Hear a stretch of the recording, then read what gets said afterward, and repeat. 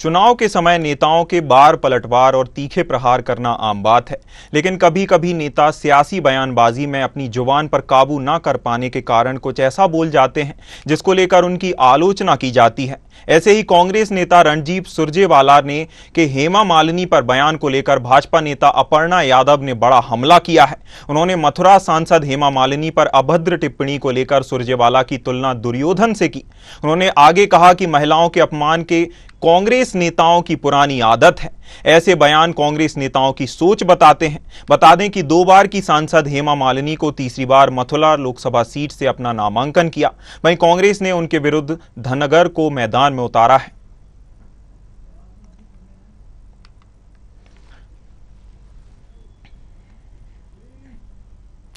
चुनाव के समय नेताओं के बयान और बार पलटवार लगातार जारी रहते हैं। इस ऐसे में तीखे प्रहार करना भी आम बात है, लेकिन कभी कभी नेता सियासी बयानबाजी में अपनी जबान पर काबू नहीं पा पाते हैं, जहां जिसको लेकर उनकी आलोचना की जाती है। ऐसे ही कांग्रेस नेता रणदीप सुरजेवाला के हेमा मालिनी पर बयान को लेकर भाजपा नेता अपर्णा यादव ने बड़ा हमला किया है। उन्होंने खबर पर चर्चा करने के लिए हमारे साथ प्रशांत राव जुड़े हुए हैं। प्रशांत, नारी न्याय गारंटी की बात करने वाली कांग्रेस नेताओं के महिलाओं पर अभद्र बोल कितने भारी पड़ सकते हैं?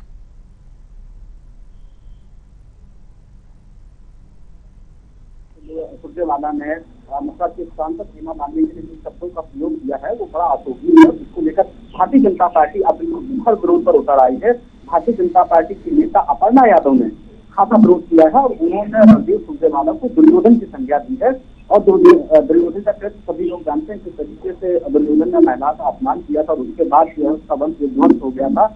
और ये जो घटना है वो आम बात है कि चुनावी दौर में जिस तरीके से कटाक्ष किए जाते हैं, भारतीय जनता पार्टी हो या अन्य दलों की जो महिलाएं हों, जो मातृशक्ति है उनको लेकर जो नेताओं में एक अलग ही विचारधारा रहती है।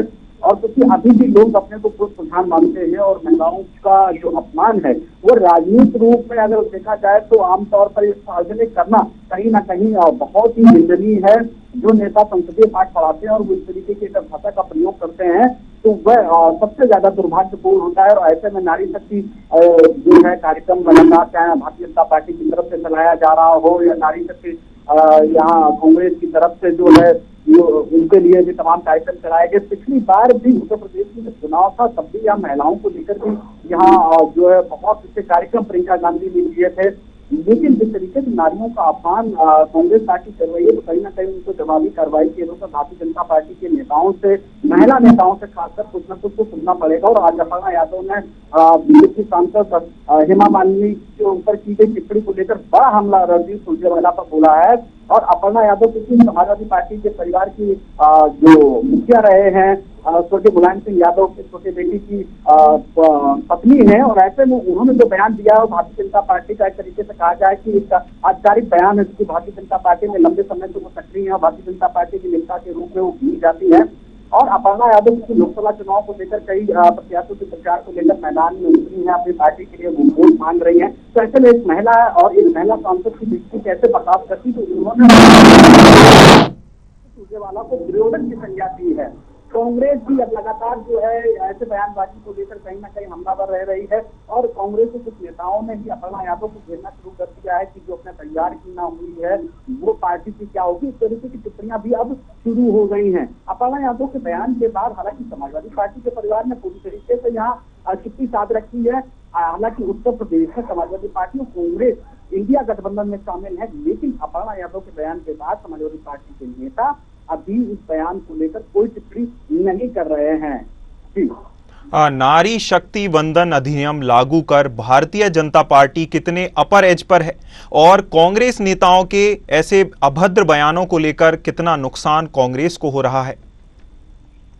देखिए, कांग्रेस के नेता हो या किसी भी दल के नेता हो, वो महिलाओं के प्रति अगर मन में सम्मान रखेंगे और हृदय में सम्मान रखेंगे तो ही कोई महिला हो या फिर चाहे युवती हो तभी उनको वोट देगी जब उनके प्रति सम्मान होगा। और जिस तरीके से कांग्रेस के नेता लगातार बयानबाजी कर रहे हैं, हालांकि केवल कांग्रेस के नेता नहीं है, भारतीय जनता पार्टी के नेताओं ने भी, जो कांग्रेस की प्रवक्ता है सुप्रिया सिंह, उनको लेकर भी बयानबाजी की थी। सोशल मीडिया पे तमाम सुप्रिया सिंह के लिए अवैध टिप्पणियां की गई थी और ऐसे में बीच में भारतीय जनता पार्टी की मथुरा के सांसद हेमा मालिनी, हालांकि वो सांसद होने के साथ एक प्रख्यात अभिनेत्री भी है, उनकी एक मर्यादा भी है, उनकी एक गरिमा है, और ऐसे में यहाँ कांग्रेस के प्रवक्ता रणदीप सुरजेवाला के मुंह से उनके लिए अवैध टिप्पणी निकलना ये बड़ा दुर्भाग्यपूर्ण है।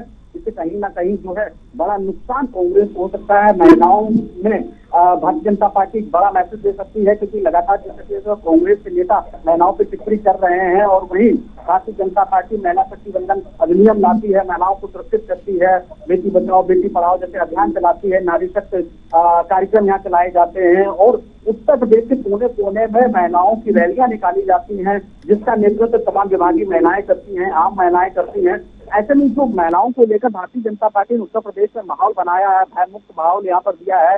पिंक बूथ में महिला पुलिसकर्मी रखी गई हैं, 10-90 में महिला पुलिसकर्मी रखी गई, ताकि किसी भी महिला की अगर कोई शिकायत आती है तो उसे सुना जाए। और ऐसे में जहां भारतीय जनता पार्टी महिलाओं को लेकर एक सुरक्षा प्रदान कर रही है, वैसे कांग्रेस के एक जिम्मेदार नेता की तरफ से बयान आना तो उत्तर प्रदेश में भारतीय जनता पार्टी मुद्दे को बड़ी गंभीरता से उठा सकती है। और उसी तरह भारतीय जनता पार्टी यह मुद्दा कांग्रेस के लिए नहीं बल्कि समाजवादी पार्टी के लिए भी घातक हो सकता है, क्योंकि समाजवादी पार्टी यहाँ कांग्रेस के गठबंधन में शामिल है।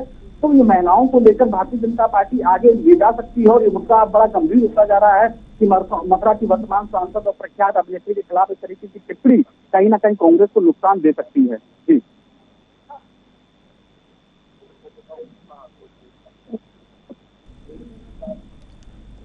प्रशांत, बहुत धन्यवाद आपका अहम जानकारी के लिए, हमारे साथ चर्चा करने के लिए। तो रुक करते हैं अगली बड़ी खबर की ओर।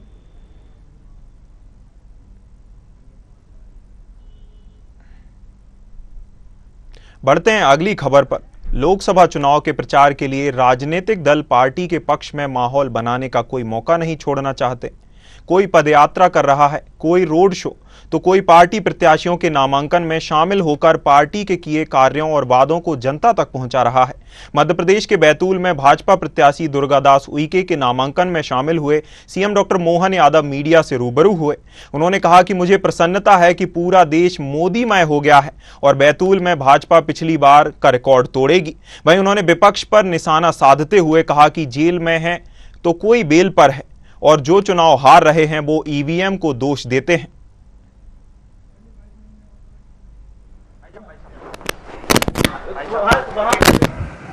मैं आज यहाँ बैतूल में नॉमिनेशन फॉर्म भराने के लिए आया हूँ। मेरे साथ हमारे वरिष्ठ मंत्री माननीय श्री विजय शाह जी, पूर्व मंत्री माननीय कमल पटेल जी, हमारे चुनाव अभियान समिति के संयोजक श्रीमान हेमंत खंडेलवाल जी, वरिष्ठ विधायक।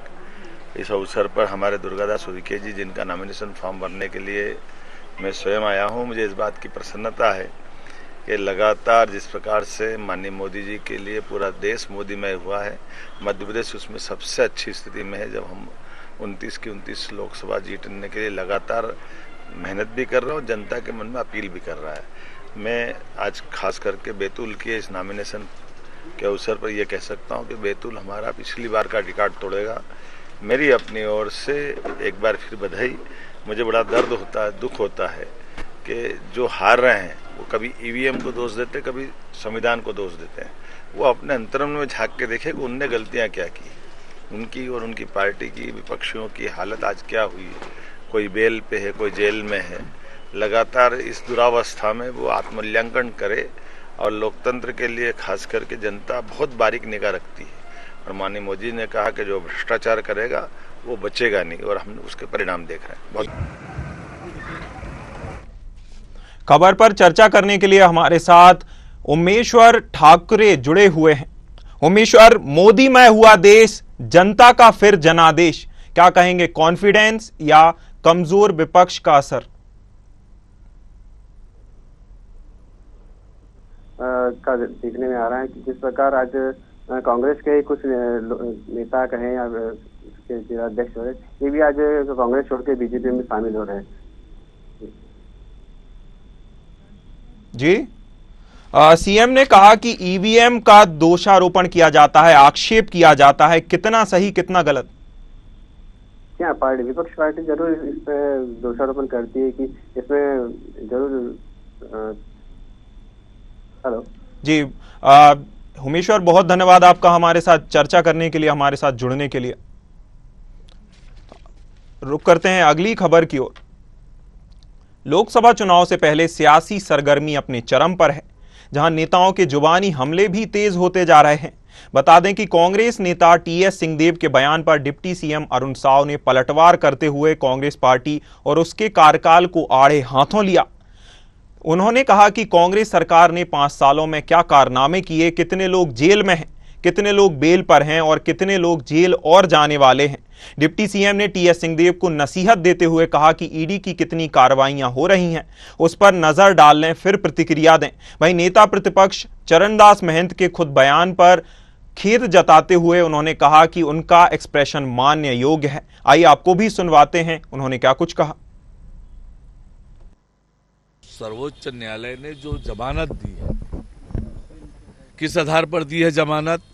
माननीय सर्वोच्च न्यायालय ने क्या कहा है, जो मैंने समाचारों में देखा पढ़ा है कि ईडी ने कहा है कि जांच में आवश्यकता नहीं है, और माननीय सर्वोच्च न्यायालय ने यह भी कहा है इस जमानत को नजीर ना मानी जाए। उत्सव और उल्लास तो ऐसा मना रहे हैं कि जैसे न्यायालय ने उनको बाइज्जत बरी कर दिया हो, लेकिन भ्रष्टाचार करने वाला कोई भी व्यक्ति छोड़ा नहीं जाएगा, चाहे वो कितना भी बड़ा कोई आदमी हो।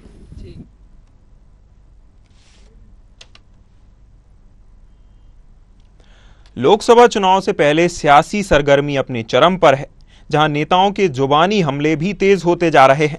बता दें कि कांग्रेस नेता टीएस सिंहदेव के बयान पर डिप्टी सीएम अरुण साव ने पलटवार करते हुए कांग्रेस पार्टी और उसके कार्यकाल को आड़े हाथों लिया है। उन्होंने कहा कि कांग्रेस सरकार ने कई लोगों के खिलाफ कांग्रेस सरकार में केस चल रहे हैं, कितने लोग जेल में हैं, कितने लोग बेल पर हैं, कितने लोग मध्य प्रदेश, कितने लोग। डिप्टी सीएम ने टीएस सिंहदेव को नसीहत देते हुए कहा कि ईडी की कितनी कार्रवाइयां हो रही हैं, उस पर नजर डाल लें, फिर प्रतिक्रिया दें। वहीं नेता प्रतिपक्ष चरणदास महंत के खुद के बयान पर खेद जताते हुए उन्होंने कहा कि उनका एक्सप्रेशन मान्य योग्य है। लोकसभा चुनाव से पहले सियासी सरगर्मी अपने चरम पर पहुंचती जा रही है। आपको बता दें कि कई नेता वार कर रहे हैं, कई राजनीतिक दलों के नेता एक दूसरे पर पलटवार कर रहे हैं। ऐसे में नेताओं के जुबानी हमले आपस में तेज होते जा रहे हैं। बता दें कि कांग्रेस नेता टीएस सिंहदेव के बयान पर डिप्टी सीएम अरुण साव, छत्तीसगढ़ के डिप्टी सीएम अरुण साव ने पलटवार किया है। बता दें कि उन्होंने कहा कि कांग्रेस पार्टी और उसके कार्यकाल को आड़े हाथों लिया है। खबर पर हमारे साथ चर्चा करने के लिए doctor Sanjay Shekhar, state head Chhattisgarh से जुड़े हुए हैं। संजय शेखर जी, कितने लोग जेल में हैं, कितने लोग बेल पर हैं डिप्टी सीएम के हमले पर, क्या मायने?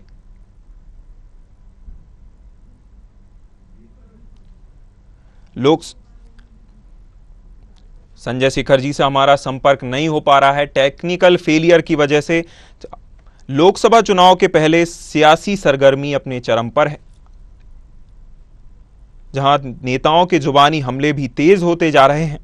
बता दें कि कांग्रेस नेता टीएस सिंहदेव के बयान पर डिप्टी सीएम अरुण साव ने पलटवार करते हुए कांग्रेस पार्टी और उसके कार्यकाल को आड़े हाथों लिया है। उन्होंने कहा कि कांग्रेस सरकार ने 5 सालों में क्या कुछ कारनामे किए, कितने लोग जेल में हैं, कितने लोग बेल पर हैं और कितने लोग जेल जाने वाले हैं। डिप्टी सीएम ने टीएस सिंहदेव को नसीहत देते हुए कहा कि ईडी की कितनी कार्रवाइयां हो रही हैं, उस पर नजर डाल लें, फिर अपनी प्रतिक्रिया दें। खबर पर चर्चा करने के लिए हमारे साथ state head doctor Sanjay Shekhar जुड़े हुए हैं। संजय जी, कितने लोग जेल में, कितने लोग बेल पर, डिप्टी सीएम के बयान के क्या मायने? देखिए, डिप्टी सीएम कांग्रेस के बयानों पर प्रतिक्रिया दे रहे थे और विशेष तौर पे कांग्रेस के द्वारा जो राजनीति की जा रही है उस पर अपनी टिप्पणी कर रहे थे। और उन्होंने कहा कि जिस तरीके की परिस्थितियां हैं अभी, जिस तरीके से पिछले 5 साल में कांग्रेस की सरकार छत्तीसगढ़ में चली है, उसकी रीति नीति जिस तरीके से रही है, जिस तरीके से भ्रष्टाचार किए गए हैं, जिस तरीके से सरकारी खजाने का दुरुपयोग किया गया है, और चाहे वो कोल घोटाला हो, चाहे वो शराब घोटाला हो, तमाम घोटाले हो, उसमें तमाम जो अधिकारी हैं वो जेल के अंदर है, कई नेता जेल के अंदर है, कई उसके जो कांग्रेस के सहयोगी लोग हैं वो जेल के अंदर है। इसी पर ठोस टिप्पणी कर रहे थे और बोल रहे थे कि कांग्रेस को बाकी कोई टिप्पणी करने से पहले इस बात को ध्यान में रखना चाहिए और उनको देखना चाहिए कि पिछले 5 साल के कार्यकाल के आधार पर और कार्यकाल में जो गड़बड़ियां की गई है उसके कारण कितने लोग जेल में हैं और कितने लोग बेल पे हैं। जी संजय जी, आकलन और आत्मावलोकन की नसीहत कांग्रेस पार्टी के कार्यकर्ताओं और पार्टी के नेताओं पर की आत्मविश्वास पर कितना बड़ा आघात है?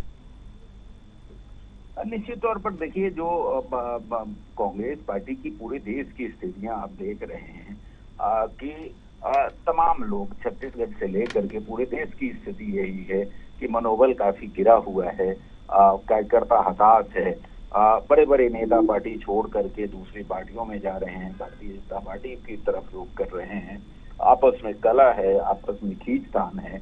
तो जाहिर सी बात है कि इसका एक निराशा का माहौल निश्चित तौर पर कांग्रेस के अंदर है। कार्यकर्ताओं में उस तरह की आशा की किरण कहीं दिखाई नहीं पड़ रही है और वैसी स्थिति में बीजेपी जो है वो अपनी तरीके से लगातार उनको कहीं ना कहीं एक तरीके से एहसास दिलाने का या उन पर हावी होने की भी कोशिश कर रही है। और इसी कड़ी में भारतीय जनता पार्टी जो कि उत्साह से लबरेज है, जिसका मनोबल काफी ऊंचा है, वो लगातार कांग्रेस पर हमले कर रही है। संजय जी, एक तरफ कांग्रेस पार्टी के नेता, कांग्रेस पार्टी लोगों को न्याय दिलाने की बात करती है, दूसरी ओर उन्हीं की पार्टी के नेता दूसरे प्रधानमंत्री नरेंद्र मोदी का सर फोड़ने की बात करते हैं। तो पार्टी किस ओर जा रही है? पार्टी का विचारधारा किस ओर जा रही है? निश्चित तौर पर जो बयान था वो बहुत ही दुर्भाग्यजनक था। हालांकि सामान्यतः डॉक्टर चरणदास महंत जो कि नेता प्रतिपक्ष है, उनसे इस तरह की बयान की उम्मीद नहीं की जा सकती, नहीं की जाती है, क्योंकि एक तो कबीर के अनुयायी है, दूसरा ये कि बहुत सीधे सरल और सौम्य चेहरा है वो। लेकिन उस दिन जो उनका बयान आया वो पूरे प्रदेश में और पूरे प्रदेश के लोगों को एक तरीके से हतप्रभ करने वाला था कि पीएम को लेकर के इस तरह का बयान वो देंगे। हालांकि बाद में उनकी सफाई आई, उन्होंने कहा कि छत्तीसगढ़ की जो लोक संस्कृति है उस लोक संस्कृति के तहत उन्होंने जो बातचीत की उसका गलत अर्थ निकाला गया और गलत तरीके से उसको पेश किया गया। लेकिन उन्होंने क्या बोला वो तो आजकल टेलीविजन का जमाना है, कैमरे का जमाना है, पूरे देश ने उसको देखा, छत्तीसगढ़ के सभी लोगों ने देखा। तो उनका जो बयान पीएम को लेकर के था, निश्चित तौर पर वो बहुत ही दुर्भाग्यजनक, इस तरह के बयान की उम्मीद खासकर नेता प्रतिपक्ष जैसे व्यक्ति और खासकर चरणदास महंत जैसे व्यक्ति से उम्मीद नहीं की जाती है। लेकिन हुआ तो जाहिर सी बात है कि भारतीय जनता पार्टी को एक बड़ा मुद्दा मिल गया। आपने देखा कि कल दिन भर ट्रेंड करता रहा ट्विटर पे कि जो पहले हमको लाठी मारो, पहले हमारा सिर फोड़ो, इस तरीके से दिन भर चलता रहा और बीजेपी ने इसको बड़ा मुद्दा बनाया है। और जाहिर सी बात है पूरे लोकसभा चुनाव के दौरान ये मुद्दा रहेगा और निश्चित तौर पे इसका नुकसान कांग्रेस को भुगतना पड़ेगा। जी संजय जी, बहुत धन्यवाद आपका अहम जानकारी के लिए, हमारे साथ चर्चा करने के लिए। तो बढ़ते हैं अगली खबर की ओर। लोकसभा चुनाव की तैयारियों के बीच कांग्रेस को लगातार झटके मिल रहे हैं। उसके एक के बाद एक नेता पार्टी छोड़ रहे हैं। चुनाव की सरगर्मी के बीच अंतरराष्ट्रीय मुक्केबाज विजेंदर सिंह और संजय निरुपम के बाद पार्टी के प्रवक्ता रहे गौरव वल्लभ ने बड़ा झटका दे दिया है। गौरव के रूप में कांग्रेस को ट्रिपल अटैक का सामना करना पड़ा है। गौरव वल्लभ ने पार्टी के सभी पदों से इस्तीफा दिया है। गौरव का कहना है कि वे सनातन विरोधी नारे नहीं लगा सकते।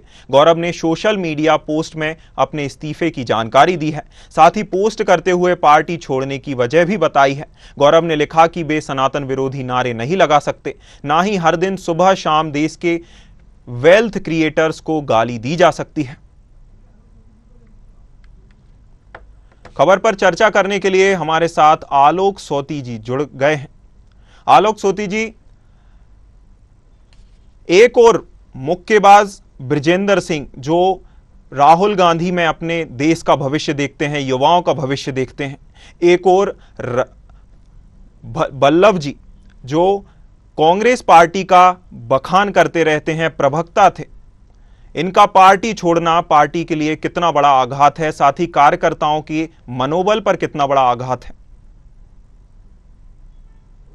जी हाँ, इसमें एक नाम और जोड़ लिए जिसको कहते हैं रोहन गुप्ता। वो भी एक बड़े प्रवक्ता थे और आपने देखा था कि जब उनको गुजरात में कांग्रेस पार्टी ने टिकट दिया सांसद का, तो उन्होंने ये कह के वापस कर दिया कि उनके पिताजी की तबीयत बहुत खराब है और वेंटिलेटर पे है।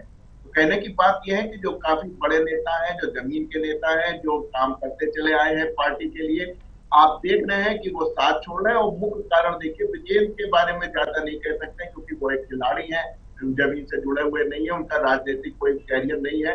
वो तो एक फेस वैल्यू है जिसका फायदा कांग्रेस उठा रही थी और उम्मीद थी कि मथुरा में जो है वो खड़े होंगे हेमा मालिनी जी के अगेंस्ट में, लेकिन कुछ दिनों बाद खबर आई कि उन्होंने भी बीजेपी का पल्ला थाम दिया। जहां तक बात है गौरव भल्ला जी की, और अगर आपने निरुपम साहब की, संजय निरुपम की भी अगर अभी हम उनकी कॉन्फ्रेंस सुन रहा था, तो उसमें साफ नजर आ रहा था कि वो लोग जो जिस तरीके से सनातन पे कांग्रेस का विरोध हो रहा था, नेहरूवियन जो धर्म की सेक्युलर की जो परिभाषा दी गई है, जिसमें जो है आप हिंदू धर्म सनातन धर्म पे जो है लगातार प्रहार कर रहे हैं, वो अब जनता ने जो है उसको एक्सेप्ट करना बंद कर दिया। और उन्होंने कहा कि अब बड़े बड़े साइंटिस्ट हैं, खिलाड़ी हैं, सब मंदिर जाने में, तिलक लगाने में विश्वास करने लगे। और उन्होंने उदाहरण दिया जिस तरीके से कम्युनिस्ट में 1917 से लेकर 1990 में जाके कम्युनिज्म खत्म हुआ, वैसे ही अब इस तरीके का जो स्नातक का विरोध 75 साल से चला आ रहा था, वो अब बिल्कुल खत्म हो गया। जनता एक नए सिरे से, एक नए समय से, एक नए संगठन में हिंदू धर्म को और सनातन धर्म को देखने लगी है। उसका विरोध करके आप हिंदुस्तान की राजनीति नहीं कर सकते हैं। इसी कारण इन लोगों को है खामियाजा उठाना पड़ा और जो है पार्टी से निकाल किए गए और छोड़े आए। जी, भाजपा भारतीय जनता पार्टी पर लगातार बयानबाजी से लगातार हमले करने के बाद पार्टी छोड़ना, कांग्रेस पार्टी को छोड़ना राजनीतिक लाभ या हृदय परिवर्तन, क्या कहेंगे आलोक सोती जी?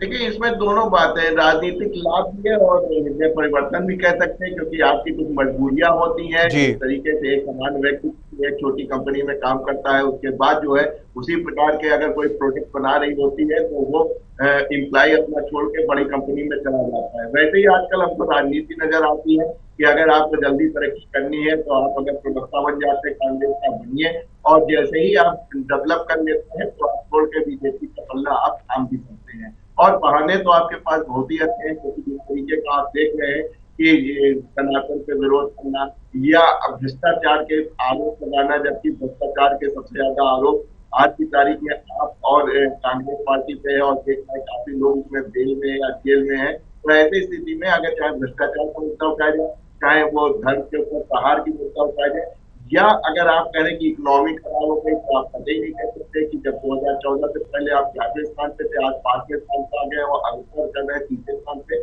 इसलिए आप ये भी नहीं कह सकते कि देश में इकोनॉमिक गलत है।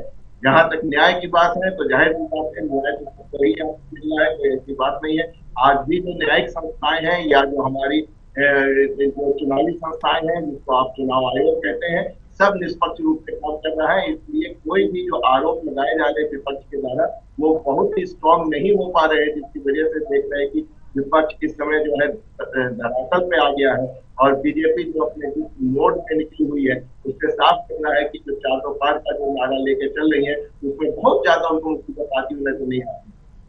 जी, आलोक सोती जी, राजनीतिक विचारधारा और रीति नीति पर आक्षेप ये तो बहाने हैं, राजनीतिक लाभ पाने का प्रयास किया जा रहा है। आलोक सोती जी, बहुत धन्यवाद आपका अहम जानकारी के लिए, हमारे साथ चर्चा करने के लिए।